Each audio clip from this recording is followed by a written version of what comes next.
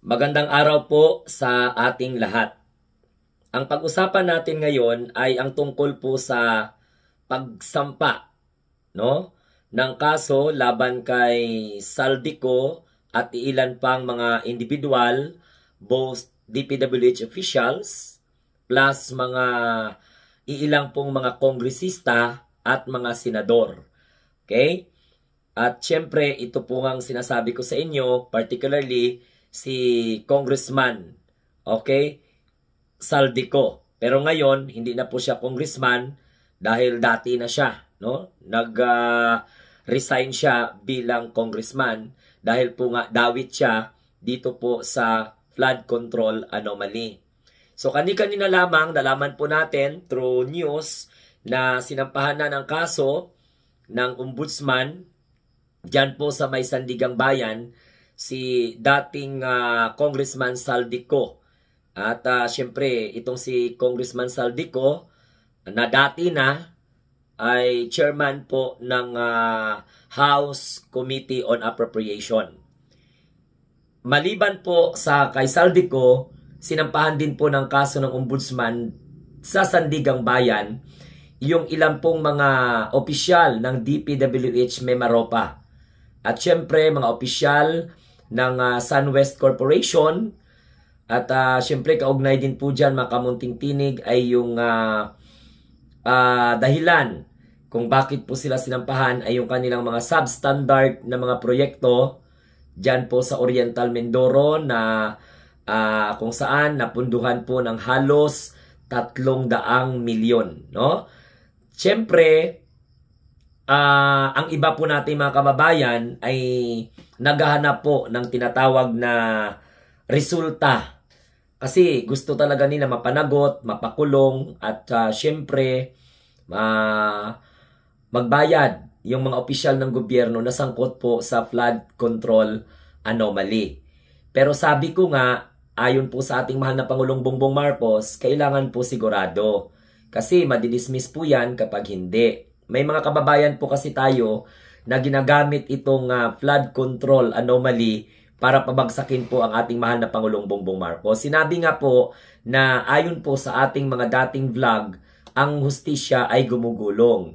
The will of justice is already turning, so therefore, let's wait for the result of investigation. Meron naman kasi pong ginagawang investigasyon ang Independent Commission for Infrastructure na kung saan binuo po ng ating mahal na Pangulo para po panagutin ang dapat managot. Tigilan na natin yung pagiging ura-urada natin. Hindi man ito tukhang na kapag na-identify mo yung suspect, agad-agad mong patayin, agad-agad mong hulihin, na wala kang basihan. So, relax lang. Dahil ang ating gobyerno, sa pamumuno po ng ating mahal na Pangulong Bongbong Marcos, ay hindi naman po ito tinutulugan. Sadya pong, alam nyo naman, may gathering of evidence. So kailangan corroborative yung mga ebidensya, mga testimony. Yung sigurado ba? Tingnan mo yung Iglesia ni Cristo. Nagrally sila for transparency and accountability. Kaya lang, bigo na matapos yung 3 araw na sinasabi nila dahil si Amy ay nagwala, no? Nagwarla, nag-iskandalo na parang wakwak doon sa entablado, sinira pa yung kanyang kapatid para lamang magalit ang taong bayan. At kapag nagalit ang taong bayan, magpuwersa silang paalsin ang Pangulo, magkakagulo, at ang kanilang balak ay iupo si Sara Duterte. So hindi man pwede yon, no? Hintayin nyo matapos ang termino ng ating mahal na Pangulong Bongbong Marcos, tumakbo si Sara Duterte, kung hindi po siya talagang matuluyang makonvict. Kasi nga, si Sara Duterte, ang status niya ngayon ay impeach naman po siya sa Kamara. Kaya nga, pinailan siya ng kaso na impeachment. Kasi po, siya ay isang impeachable official. So, itong mga kaganapan na ito ay talagang, this is what we call a great development. Sino ba naman ang matuwa sa mga biktima ng pagbaha? Kasi alam naman natin na kung maayos lamang ang pag-implement nitong mga flood control, mga infrastructure projects, pagpapagawa ng mga dike na kung saan wala po dapat problema. Kaya nga po binulgar ng Pangulong Bongbong Marcos para po malaman po ng publiko, mag-react ng mahinahon at sampahan ng kaso yung dapat sampahan. So ang problema kasi, ginawang political issue. Sinakyan ng sinasakyan at hanggang sa hinikayat ang taong bayan na huwag magtiwala sa hustisya or sa batas. Hindi naman po pwede yun. Katulad ng ibang mga grupo, gustong panagutin, hindi mo naman pwedeng kunin lang yun tapos sampahan mo ng kaso. Hindi man pwede. So malinaw ngayon na talagang hindi po pinapabayaan ng ating pamahalaan, no, under the leadership of Pangulong Bongbong Marcos.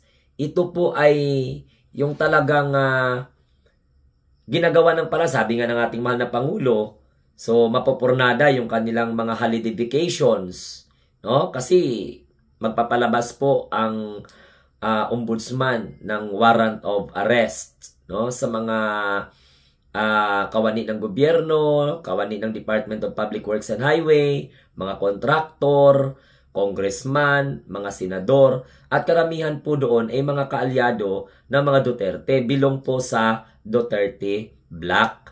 Kaya ganun lang lamang ang galit nila dahil even do nga si Amy napapabalita na sangkot din sa issue ng flood control. Sabi nga po ng ating press secretary or press officer ng Malacanang na kung saan si Undersecretary Attorney Claire Castro na walang kadugo-kadugo, kahit makamag-anak, kahit kapatid o kung anuman, kung sangkot ay dapat panagutin. So yun po ang binitiwang salita ng ating kagalang-galang na Undersecretary ng Presidential Communication Office or Malacanang Press Officer. So ayun, ito yung simula, yung pagsampa ng kaso kay Saldico at ilan pang opisyal ng gobyerno at mga kontraktor. Yan po ang simula, no? At syempre, simula ng pagtatapos ng mga maliligayang araw ng mga kurakot.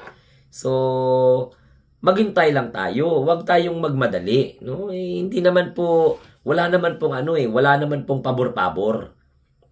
Oh.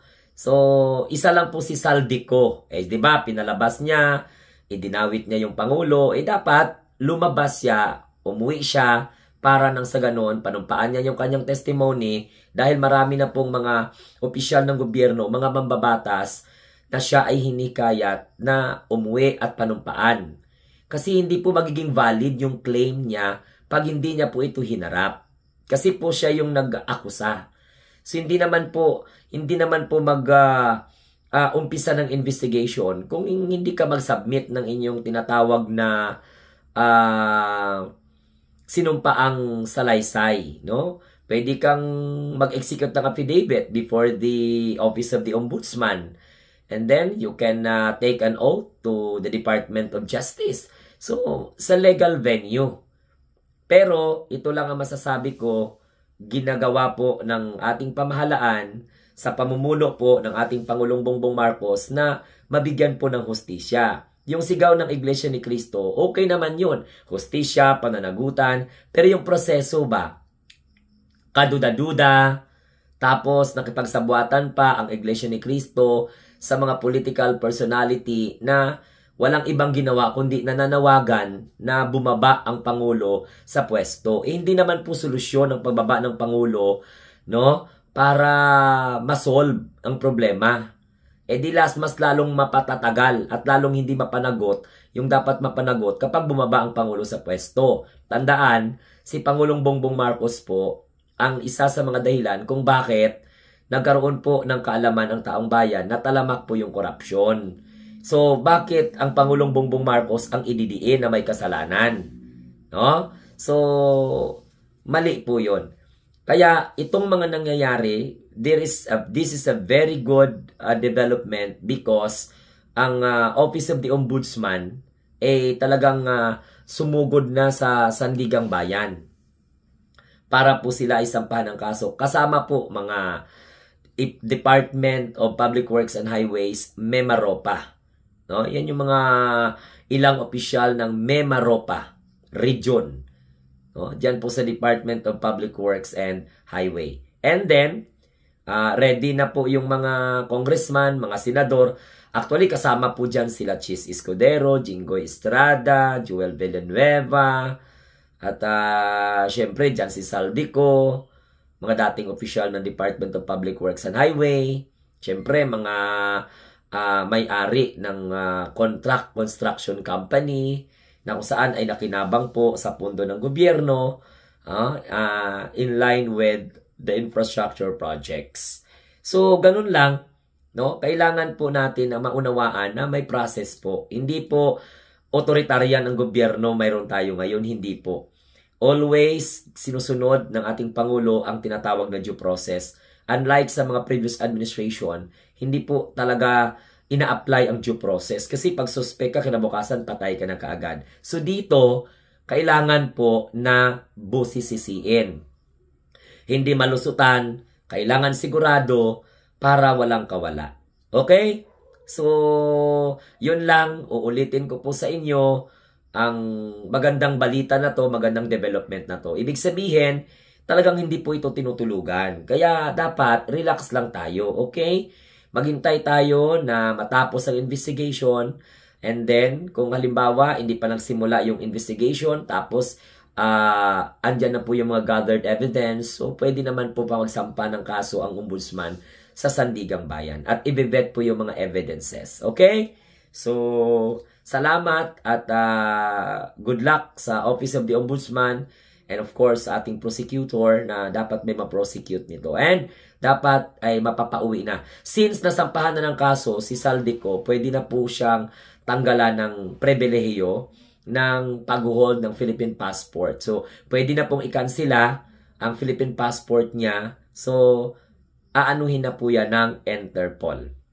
Makipagtulungan na po ang Department of Justice at iba pang mga ahensya ng gobyerno para po mapabalik po dito si Saldico sa ating bansa. So, maraming salamat and good day po sa inyo. And thank you once again for your comment, like, share, and of course, idea kung ano man ang makomment ninyo sa topic po na ito. So, kaya sa mga naghihintay, kalma lang. Sa naghihintay ng may hustisya, may managot, kalma lang. Okay? Salamat.